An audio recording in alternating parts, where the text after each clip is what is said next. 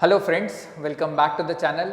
As you can see आज हमारा topic of discussion है कोरोना वायरस। एक ग्लोबल पैंडमिक, पूरे दुनिया में अभी ग्लोबल टॉपिक है ये डिस्कशन का। तो हम लोग बात करने वाले हैं आज कोरोना वायरस के एग्ज़ाम पर्सपेक्टिव में क्या इसका इंपॉर्टेंस है, किस तरीके के क्वेश्चन इससे फॉर्मुलेट होते हैं। Apart from that we will also discuss कि common day to day life में इसका इम्पैक्ट क्या क्या इसके सिम्टम्स हो सकते हैं, कौन सी बॉडी इसके बारे में डिसीजंस लेती है, कौन से टेस्ट किए जाते हैं कोरोना वायरस का पता लगाने के लिए, और अगर किसी को कोरोना वायरस हो जाता है तो क्या उसको घबराने की ज़रूरत है या नहीं। तो चलिए वीडियो शुरू करते हैं। सबसे पहले आप देख सकते हैं हमारे पास कोरोना वायरस के बारे में कुछ एक बेसिक बातें हैं कि कहाँ से इसका नाम डिराइव किया गया है, किसने ये नाम कॉइन किया था, कोरोना वायरस का क्या अगर हम स्ट्रक्चर देखें, डायग्राम कैसा होता है और क्या करता है कोरोना वायरस।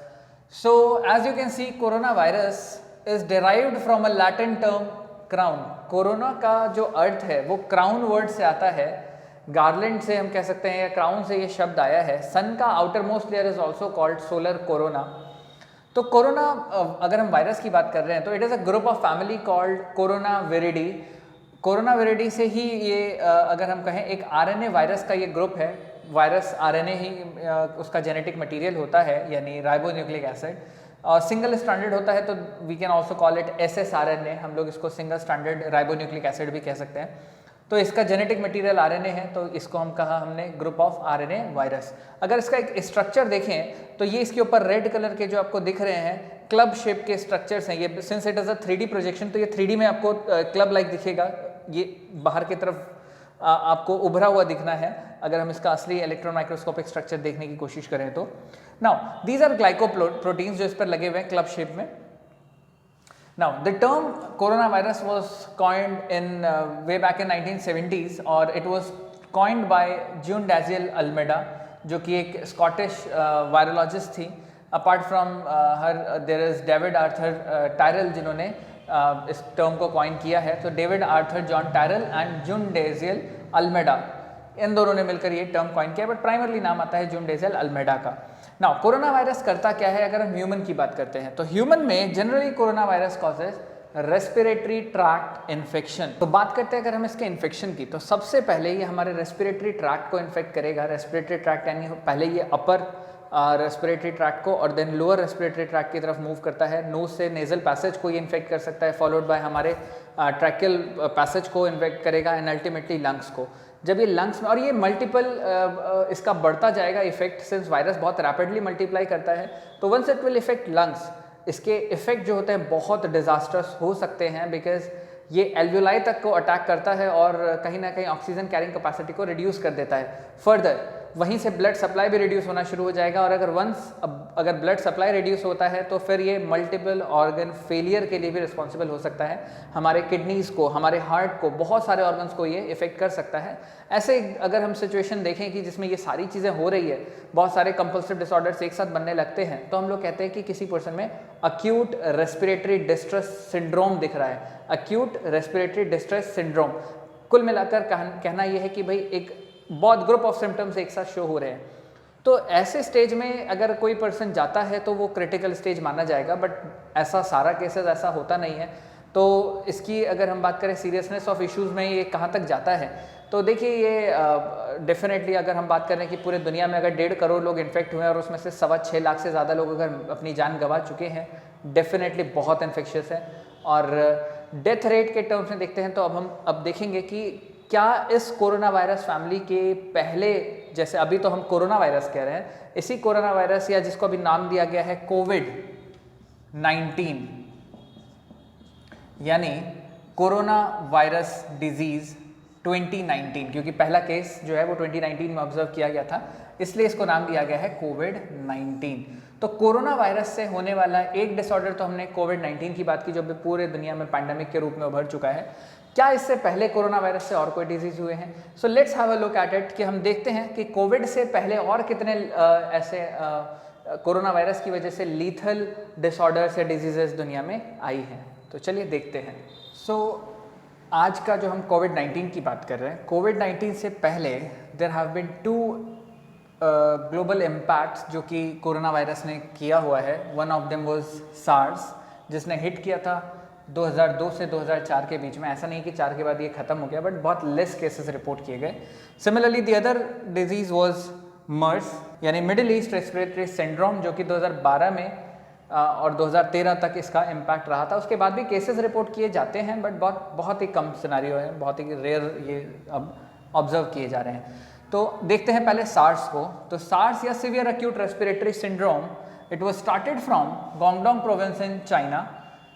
डेथ रेट अगर हम देखते हैं तो लगभग 10% का डेथ रेट इसका है। तो सिवियर एक्यूट रेस्पिरेटरी सिंड्रोम से ग्लोबली अगर देखा जाए तो लगभग 800 से थोड़े से ज़्यादा डेथ रिपोर्ट किए गए थे, out of which approx half was reported from China. Source जो बताया गया था वो हॉर्स शू बैट, चमगादड़ के बारे में बताया गया था कि वहीं से ये ह्यूमन में इसका ट्रांसमिशन हुआ है। तो चाइना में चमगादड़ खाने की एक उन लोगों को आदत है, तो उनके फूड का एक डाइटरी हैबिट है, चमगादड़ भी खाते हैं, तो वहीं से ये बीमारी आई थी। इसके अलावा अगर हम बात करते हैं मर्स यानी Middle east respiratory syndrome. Middle east respiratory syndrome का जो ओरिजिन है वो सऊदी अरेबिया से है। 2012-13 में पहली बार ये केस रिपोर्ट किया गया था, बट इसका डेथ रेट अगर आप देखते हैं it is close to 33 to 35, approx 35% के करीब इसका डेथ रेट है। यानी 100 में से 35 लोगों को अगर 100 लोगों को बीमारी होती है तो 35 की उसमें से डेथ होती है। So middle east respiratory syndrome के बारे में बताया गया कि ये कैमल से आया ह्यूमन की तरफ इसका ट्रांसमिशन हुआ है। वर्ल्ड में लगभग 860 डेथ इसकी रिपोर्ट की गई है, जिसमें सऊदी अरेबिया से सबसे ज़्यादा केसेस आए। Apart from that south Korea वगैरह से भी केसेस रहे थे। और फिर तीसरी बीमारी की जो हम बात करने वाले हैं, अब हम डिटेल में पढ़ेंगे, दैट इज कोविड-19, जिसको चाइनीज़ वायरस भी हम लोग कह रहे हैं, चाइना से आया है। बात की जाए कोविड-19 की, सो कोविड-19 या corona virus disease 2019, it was started from Wuhan यानी Hubei province of China. The first confirmed case was reported on 17th November 2019. WHO declared COVID-19 as PHEIC on 30th January 2020. PHEIC का मतलब होता है Public Health Emergency of International Concern on 30th January 2020। मतलब भाई public health emergency आ गई और पूरी दुनिया को इसकी तरफ ध्यान देना चाहिए। इसका अगला stage WHO declared COVID-19 as pandemic on 11th March 2020. You need to remember all those dates for your exam. 17th November, the first case was reported from Hubei province या Wuhan in China. Public Health Emergency of International Concern ये कहा गया है 30th January 2020 को, and pandemic कहा गया 11th March 2020 को by world health organisation. So world health organisation को अगर हम देखें सो ये सबसे इम्पॉर्टेंट बॉडी है in terms of health care पूरी दुनिया की अगर हम बात करते हैं। So it comes under the aegis of इकोसॉक यानी United Nation Economic and Social Council. WHO was founded on 7th April 1948। 7 April 1948 को WHO का गठन किया गया था। That is why every year it is observed as World Health Day. हर साल इस दिन को हम विश्व स्वास्थ्य दिवस मनाते हैं। The headquarters of WHO is located in Geneva, that is Switzerland. Along with it, there are 6 regional offices across the globe. The Director General of WHO is Tedros Adhanom, who is from Ethiopia, and the Chief Scientist of WHO is Soumya Swaminathan. तो ये कुछ facts आपको WHO के साथ याद रखने हैं। WHO को गवर्न किया जाता है वर्ल्ड हेल्थ असेंबली के थ्रू, और इस साल वर्ल्ड हेल्थ असेंबली के जो चेयरपर्सन हैं वो हैं doctor Harshvardhan, who is the minister of health and family welfare in India. हमारे देश के यूनियन मिनिस्टर हैं वो। सो आपको वो नाम भी बहुत इंपॉर्टेंटली याद रखना है, पेपर के लिए बहुत इंपॉर्टेंट है कि वर्ल्ड हेल्थ असेंबली का प्रेजेंट चेयरपर्सन कौन है। बिल्कुल न्यूली इलेक्टेड हैं, इसलिए वो इंपॉर्टेंट रहेगा। अगर कोरोना वायरस के सिम्टम्स की, तो ऐसा नहीं है कि सभी खांसी जो है वो कोरोना वायरस ही होगी, कॉमन फ्लू भी हो सकता है। तो हम कैसे पहचाने कि सिम्टम्स जो हमारे अंदर डेवलप हो रहे हैं वो कोविड के हैं। तो कुछ अगर हम सिम्टम्स देखें तो कफ, फीवर, शॉर्टनेस ऑफ ब्रीथ, सांस लेने में तकलीफ, टायर्डनेस, थकान लगना, बॉडी पेन, शरीर दर्द होना, सोर थ्रोट, खराश हो, डायरिया हो सकता है। कुछ केसेस में सर दर्द रहे कंटिन्यूसली, स्मेल नहीं आना, बिल्कुल गंध का पता नहीं चलना, खाने में स्वाद का पता नहीं चलना, डिसकलरेशन ऑफ स्किन, या एक्सट्रीम केसेस में चेस्ट में पेन या प्रेशर फील करना चेस्ट में, ये कुछ एक सिम्टम्स हो सकते हैं जो कि हमें गाइड कर पाएँ कि क्या वो कोविड का केस है या वो एक नॉर्मल फ्लू है। नाउ मोर ओवर आपको एक और चीज़ ध्यान देनी है कि सारे अगर सिम्टम्स किसी में डेवलप हो रहे हैं या हम कहें कि किसी को कोविड है, तो क्या वो रिस्क पर है, क्या उसकी लाइफ थ्रेटनिंग डिजीज़ उसको कुछ हुई है, तो ऐसा बिल्कुल भी नहीं है। बहुत से केसेस में पर्सन बहुत इजीली रिकवर कर जाते हैं। कई केसेस में ये एसिम्टोमेटिक रहता है, यानी पता ही नहीं चलता है कि कोई पर्सन कोविड है, बट दे अगेन वो भी काफ़ी हद तक हम कहें तो डेंजरस हैं, बिकॉज दे कैन बी एक वो ट्रांसमिट ज़रूर कर सकते हैं इस डिज़ीज़ को। वो एक प्रोबेबल हम कहें एक वेक्टर हैं जो बीमारी को एक जगह से दूसरी जगह ले जा सकते हैं। तो ऐसे लोगों को भी सतर्क रहना चाहिए और घर में अपने आप को आइसोलेट करके रखना चाहिए। दूसरी बड़ी चीज़ आती है, क्या सबको हॉस्पिटलाइज होने की ज़रूरत पड़ेगी? तो बिल्कुल भी नहीं। इसमें मेजरली केसेस में लोग घर पर ही ठीक हो जाते हैं, उनको हॉस्पिटल जाने की ज़रूरत नहीं होती। बट हाँ, अगर केस ऐसा है जो कि लगातार उनको कुछ एक प्रॉब्लम है जो परसिस्ट करती जा रही है, प्रोबेबली इनमें से कोई भी एक ऐसा इशू हो जो परसिस्ट कर रहा है, ऑक्सीजन बॉडी में बहुत कम हो रहा है, ऐसा लग रहा है कि चक्कर आएंगे, बेहोश हो जाएंगे, तो वो केसेस वो हैं जब आपको ऑक्सीजन की डिमांड बॉडी की काफ़ी कम हो जाती है और वहाँ पर फिर आपको हॉस्पिटलाइजेशन की रिक्वायरमेंट, या घर में अगर ऑक्सीजन है तो यू कैन डू दैट, आप उसको ले सकते हैं, कंटिन्यूसली उसको यूज़ कर सकते हैं और काफ़ी हद तक ईजिली आप रिकवर कर पाएंगे। तो क्या ऐसा भी एक क्वेश्चन होता है कि क्या अगर मैं किसी के कॉन्टैक्ट में आ जाया और मुझे अभी तुरंत ही कोविड हो जाएगा? जी नहीं, ऐसा भी नहीं होगा। किसी पर्सन के कांटेक्ट में आने के बाद मिनिमम 48 आवर्स लगते हैं बॉडी में वो सिम्टम्स शो होने में। It could range up to 15 days also, तो 2 से 15 दिन के बीच में ये शोकेस होगा। और अगर जब भी ये सिम्टम आने शुरू होते हैं, आपको अपने आप को आइसोलेट करना है, सबसे पहली प्रायोरिटी। घर के बाकी सभी मेंबर्स क्वारंटाइन में जाएंगे, दैट इज सेकेंड थिंग।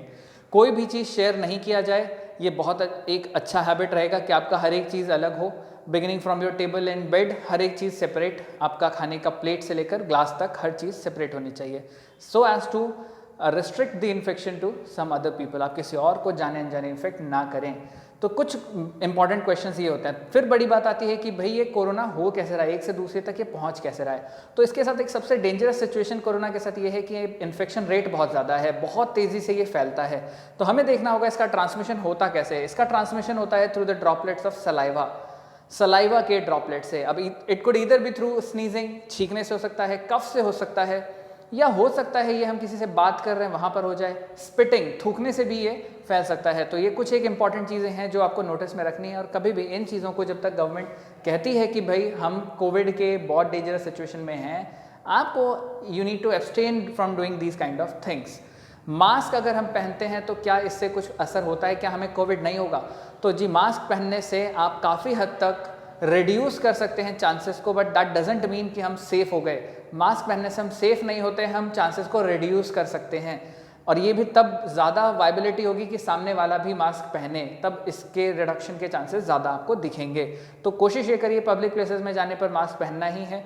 घर पे मास्क आप उतार सकते हैं, बट मेक श्योर अगर आप बाहर से आए हैं तो हैंड वॉश करना, हैंड सैनिटाइज करना, उसका भी एक प्रोसीजर है, उसका एक लेट डाउन प्रोसीजर ये कहता है हैंड वॉश करना है मिनिमम ऑफ 20 सेकेंड्स से आप ज़्यादा करिए तो ज़्यादा बेटर है। उससे कम में हमारे वायरस सारे, क्योंकि हम पूरे हमें फिंगर से लेकर नेल्स तक सारी चीज़ों को वॉश करना होता है।